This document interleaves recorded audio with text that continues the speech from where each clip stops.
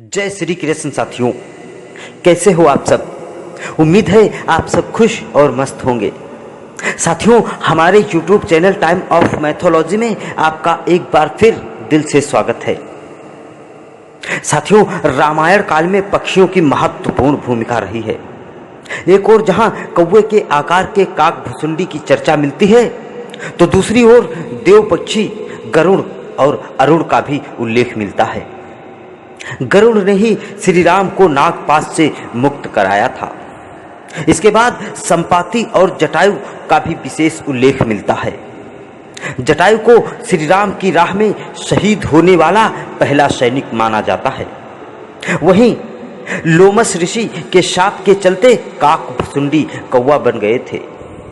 लोमस ऋषि ने साफ से मुक्त होने के लिए उन्हें राम मंत्र और इच्छा मृत्यु का वरदान दिया, तो उन्होंने अपना संपूर्ण जीवन कौवे के रूप में ही व्यतीत कर दिया था। कहा जाता है वाल्मीकि से पहले ही काक भुसुंडी ने रामायण गरुड़ को सुना दी थी।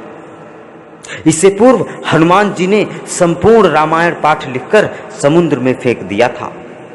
वाल्मीकि श्री राम के समकालीन थे और उन्होंने रामायण तब लिखी जब रावण वध के बाद श्री राम का राज्याभिषेक हो चुका था। खैर, आओ जानते हैं संपाति और जटायु के बारे में ऐसी बातें जो आपने अभी तक नहीं सुनी होंगी। लेकिन साथियों, आगे जानते हैं इससे पहले आप लोगों ने अगर अभी तक हमारे चैनल को सब्सक्राइब नहीं किया है तो अपना थोड़ा सा प्यार और सपोर्ट देते हुए हमारे चैनल को सब्सक्राइब जरूर कर लीजिए और बेल आइकन को भी ऑल सेलेक्ट कर लीजिए, ताकि ऐसी ही पौराणिक जानकारियां आप तक आसानी से पहुंचती रहें। धन्यवाद। साथियों, जटायु तो सीता जी को रावण से बचाने के चक्कर में शहीद हो गए थे, तो वहीं संपाति ने समुद्र के पार देखकर वानरों को बताया था कि सीता माता रावण की अशोक वाटिका में सुरक्षित बैठी हैं। संपाति कई किलोमीटर तक स्पष्ट देख लेने की दिव्य क्षमता रखते थे। संपाति और जटायु दोनों विंध्याचल पर्वत की तलहटी में रहने वाले निशाकर ऋषि की सेवा करने वाले जीव थे। संपूर्ण दंडकारण्य क्षेत्र में विचरण करने वाले पक्षी थे। बचपन में संपाति और जटायु ने सूर्यमंडल को स्पर्श करने के उद्देश्य से लंबी उड़ान भरी। सूर्य के असहन तेज से व्याकुल होकर जटायु जलने लगे। तब संपाति ने उन्हें अपने पंख के नीचे सुरक्षित कर लिया था। लेकिन सूर्य के निकट पहुंचने पर सूर्य के ताप से संपाति के भी पंख जलने लगे और वे समुद्र तट पर गिरकर चेतना शून्य हो गए।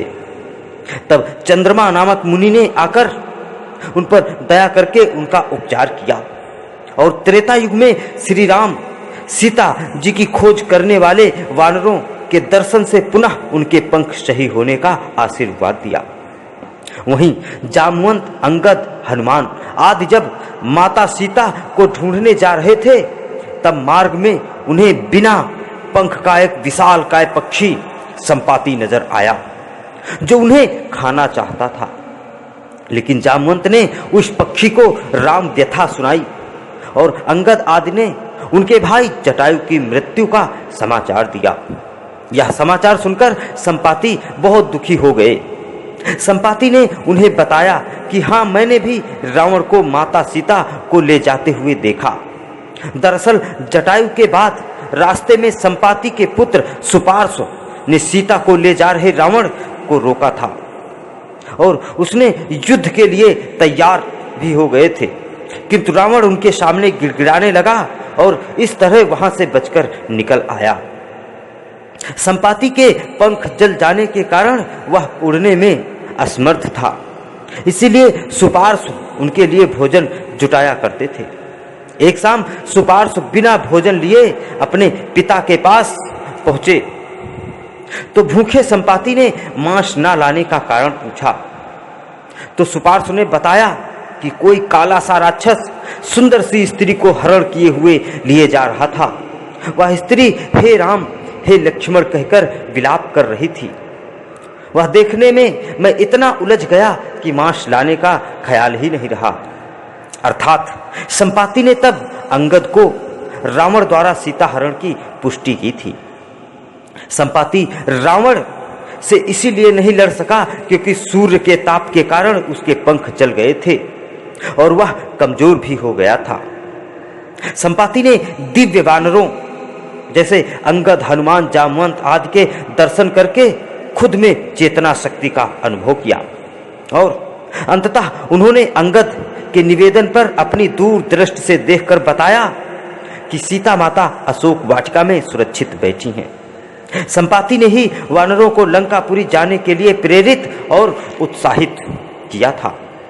इस प्रकार राम कथा में संपाति ने भी अपनी महत्वपूर्ण भूमिका निभाई और सदा के लिए अमर हो गए।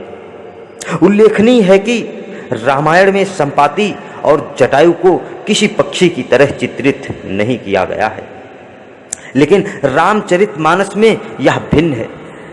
रामायण के अनुसार जटायु गिद्धराज थे और वे ऋषि ताच्छर्य कश्यप और विनीता के पुत्र थे।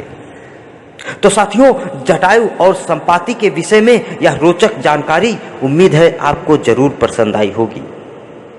इसके बारे में आप कुछ कहना चाहते हैं तो कमेंट में जरूर लिखें। वीडियो पसंद आई हो तो वीडियो को लाइक करें, शेयर करें और हमारे चैनल को सब्सक्राइब करना बिल्कुल ना भूलें। मिलते हैं अगले वीडियो में फिर एक पौराणिक जानकारी के साथ। तब तक के लिए जय श्री कृष्ण।